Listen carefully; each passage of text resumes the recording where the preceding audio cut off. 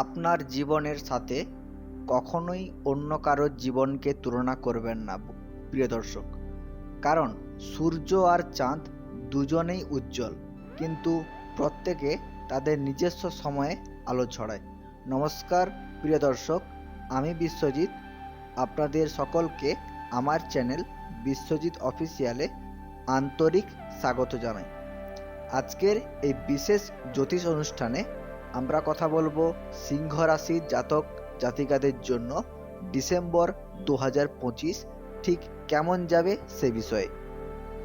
আপনার স্বাস্থ্য, শিক্ষা, প্রেম, দাম্পত্য জীবন, ভাগ্য, চাকরি, ব্যবসা সব ক্ষেত্রেই এই মাসটি কেমন ফল দেবে, গ্রহদের অবস্থান কি থাকবে, কোন গ্রহ কোথায় অবস্থান করছে, কার দৃষ্টি কেমন, ডিসেম্বর মাসে কোন কোন গ্রহ গোচরে পরিবর্তন আনবে, সবই বিস্তারিত ব্যাখ্যা করব এই ভিডিওতে।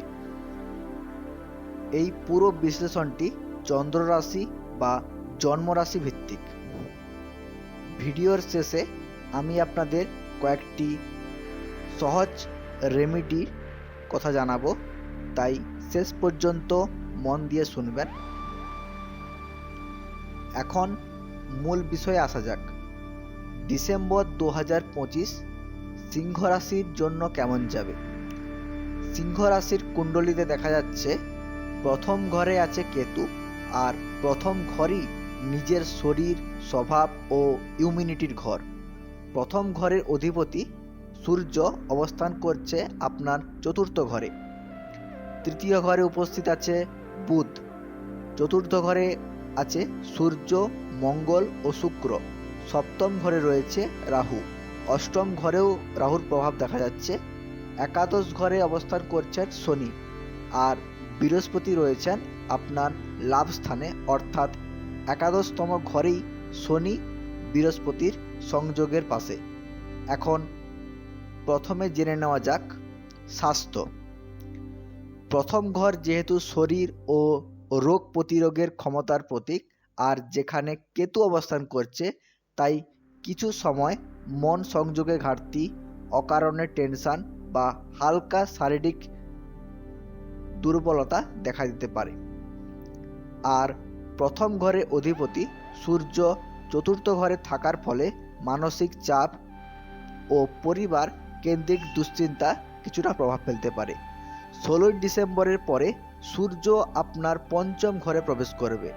পঞ্চম ঘর সাধারণত শিশু শিক্ষা, বুদ্ধিবৃত্তি, পরীক্ষা, প্রেম এবং সৃজনশীলতার ঘর বলে ধরা হয়।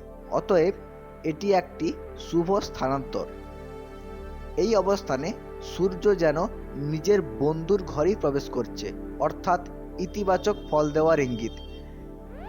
এদিকে শনি গ্রহের দৃষ্টি পড়বে আপনার সূর্যের ওপর, কারণ 16 ডিসেম্বরের পর শনি সূর্যকে দেখবে। সূর্য আবার আপনার ষষ্ঠ ও সপ্তম ঘরে অধিপতি, তাই তার ওপর শনির দৃষ্টি একটু লঘু চাপ তৈরি করতে পারে।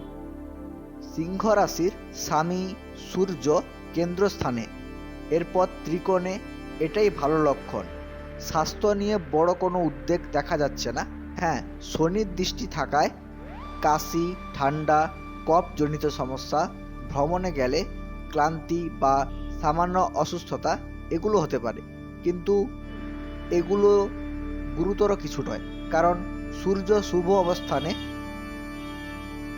মঙ্গল কেন্দ্র ত্রিকোণ ফল দেবে, বৃহস্পতিও ভালো অঙ্গভঙ্গি করছেন।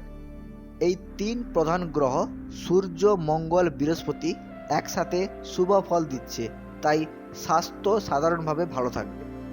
এরপর আসছি পড়াশোনা ও পরীক্ষার ফল।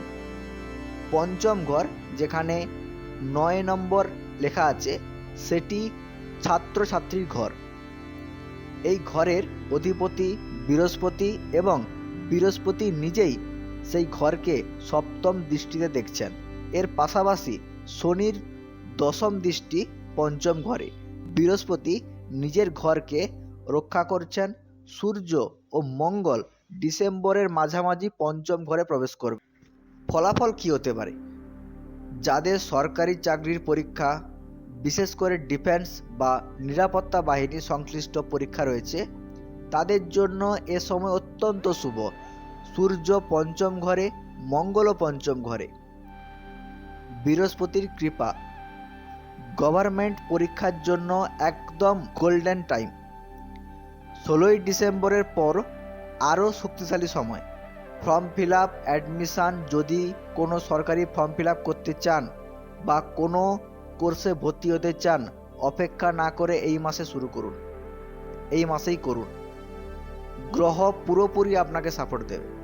হ্যাঁ, শনির দৃষ্টি আছে, একটু বেশি পরিশ্রম করতে হবে, বাড়ির বাইরে বের হতে হবে, সংগ্রাম করতে হবে, কিন্তু বৃহস্পতি সুরক্ষায় শেষ ফল ভালোই হবে। লাভ লাইফ কেমন যাবে, এটাই সবচেয়ে ইন্টারেস্টিং অংশ। পঞ্চম ঘরই প্রেম ও সম্পর্কের ঘর, আর রাশির স্বামী সূর্য 16ই ডিসেম্বর পঞ্চম ঘরে প্রবেশ করবেন। বৃহস্পতি পঞ্চম ঘরে দৃষ্টি দিচ্ছেন। 7 ডিসেম্বরের পরে মঙ্গল সেখানে উপস্থিত হবেন। ফলাফল কী হতে পারে? যাদের সম্পর্কের কথা বন্ধ হয়ে গেছে বা কথাবার্তা বন্ধ ছিল, 7ই ডিসেম্বরের পর থেকে যোগাযোগ ফিরে আসতে পারে এই বৃহস্পতির প্রভাবে। ভুল ত্রুটি দুপক্ষেই বুঝতে পারবে, সম্পর্ক ভেঙে যাওয়ার প্রবণতা কমবে, পুরনো ঝামেলার সমাধান হবে। 16ই ডিসেম্বর থেকে 16ই জানুয়ারি আগে পর্যন্ত সময় অত্যন্ত পজিটিভ। পুরনো সম্পর্ক আবার জোড়া লাগতে পারে, ভুল বোঝাবুঝি মিটে যাবে। 20 ডিসেম্বর পর শুক্র পঞ্চম ঘরে প্রবেশ করবে, তাই প্রেম জীবনে আনন্দ, পুনর্মিলন ও উষ্ণতা বাড়বে। এবারে আসছি বিবাহিত জীবন। সপ্তম ঘর, যা বিবাহ ও সঙ্গীর ঘর, যেখানে বর্তমানে রাহু অবস্থান করছেন। আর সপ্তম ঘরে অধিপতি শনি, তিনি অষ্টম ঘরে বসে আছেন। বিবাহিত জীবন 2025 ডিসেম্বর থেকে পুরো 2026, এটি একটি কথা পরিষ্কারভাবে বলে রাখি, আপনার সপ্তম ঘরে রাহু অবস্থান করবে, আর 2026 সাল জুড়ে এবং ডিসেম্বর 2025 এও আছে। এদিকে সপ্তম ঘরে অধিপতি শনি বসে আছে অষ্টম ঘরে, এবং 2026 সাল জুড়েই সেভাবেই থাকবে। এর মানে কি? এর মানে হলো, রাহু যখন সপ্তম ঘরে থাকে তখন দাম্পত্য জীবনে হালকা অভিযোগ, মিসআন্ডারস্ট্যান্ডিং, কথাবার্তায় তর্ক, সম্পর্কের মধ্যে অস্থিরতা, এই ধরনের বিষয়গুলো দেখা যায়। কারণ রাহু একটি ছায়া গ্রহ, তাই মানসিক টানাপোড়েন তৈরি করে। এটা শুধু ডিসেম্বর 25 নয়, পুরো 2026 জুড়েই আপনাকে বিবাহিত জীবন সতর্ক থেকে চলতে হবে, না হলে ছোটোখাটো বিষয় নিয়ে অশান্তি সৃষ্টি হতে পারে। তার উপর শনি অষ্টম ঘরে বসে রয়েছে, তাই সঙ্গীর স্বাস্থ্যে সামান্য সমস্যা দেখা দিতে পারে, যেমন বদহজম বা পেটের সমস্যা, লিভার দুর্বলতা, জয়েন্ট পেন, ওজন বৃদ্ধি। এগুলো বড় রোগ নয়, কিন্তু যত্ন নেওয়া জরুরি। এই বিষয়ে আমি শেষে করণীয় উপায় বলবো। এখন এত কথা বলতে বলতে একটা ছোট্ট কথা মনে পড়লো, সেটা আপনাদের জানিয়ে দিই। অনেকেরই বারবার মেসেজ করছিলেন, ভাই ভিডিও আসছে না কেন, ভাই ভিডিও আসছে না কেন। আসলে কয়েকদিন ধরে চ্যানেলে একটু সমস্যা চলছিল, তাই নিয়মিত ভিডিও দিতে পারিনি। তবে এখন সব ঠিক হয়ে গেছে। এসবেরই মধ্যে আমি ঠিক করে নিয়েছি, এবার থেকে আমি চেষ্টা করব প্রত্যেকদিন ভিডিও দেওয়ার। আর হ্যাঁ, ফ্রি নিউমারোলজি ওয়েবসাইট তৈরি হচ্ছে, যাতে আপনার নিজের মোবাইল নাম্বার থেকে সহজে অনেক তথ্য জানতে পারবেন, যেমন আপনার মোবাইল নাম্বার কোন সংখ্যার সমস্যা করছে আপনার জীবনে, এইসব ইত্যাদি। তো চলুন আবার রাশির কথায় ফিরে যাই। এবার আসছি ভাগ্য, কর্মজীবন ও ব্যবসা। ভাগ্যস্থান হলো নবম ঘর।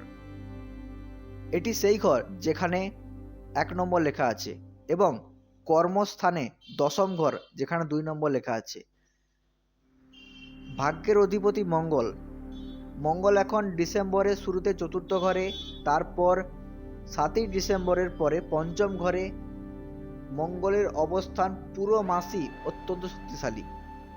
7ই ডিসেম্বরের আগে মঙ্গল রোচক রাজযোগ তৈরি করছে চতুর্থ ঘরে বসে।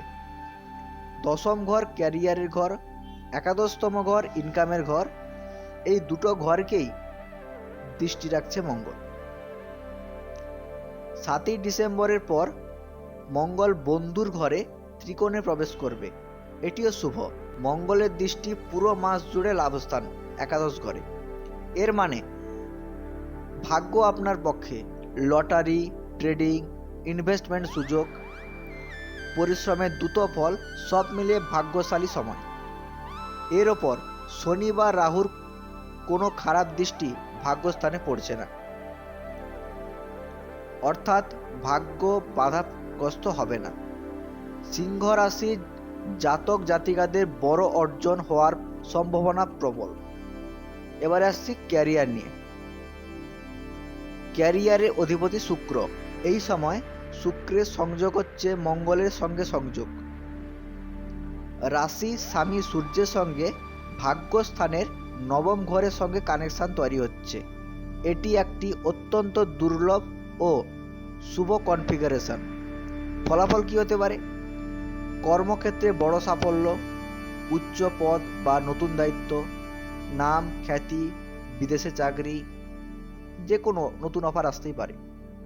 যারা কর্মহীন, হ্যাঁ মন দিয়ে শুনবেন, 100% নয় 200% চাকরির সম্ভাবনা আছে এই মাসে। গ্রহরা পুরোপুরি সাপোর্ট দিচ্ছে, শুধু আপনাকে নিজের চেষ্টা বজায় রাখতে হবে। সূর্যক রাজযোগ, সূর্যের শক্তি, শুক্রের শুভযোগ, এইগুলো মিলিয়ে অত্যন্ত শক্তিশালী ক্যারিয়ার যোগ তৈরি হচ্ছে। এই মাস শুধু ভালো নয়, অসাধারণ মাস এই সিংহ রাশির জাতক জাতিকাদের জন্য। এমন গ্রহ সম্বন্ধ খুবই কম সময় তৈরি হয়। শনির ঢাইয়া সংক্ষেপে, শনি অবশ্যই অষ্টম ঘরে। 2026 সালের শনির ঢাইয়া নিয়ে খুব বিস্তারিত আলাদা ভিডিও বর্ণনা করা হবে। শুধু এখন জেনে রাখুন, যদি শনি দুর্বল থাকে তাহলে দাঁতের ইনফেকশন, গলার সমস্যা, ঠান্ডা কাশি, শ্বাসকষ্ট এগুলো হতে পারে। এগুলোতে সতর্ক থাকবেন। এবার আসি উপায়।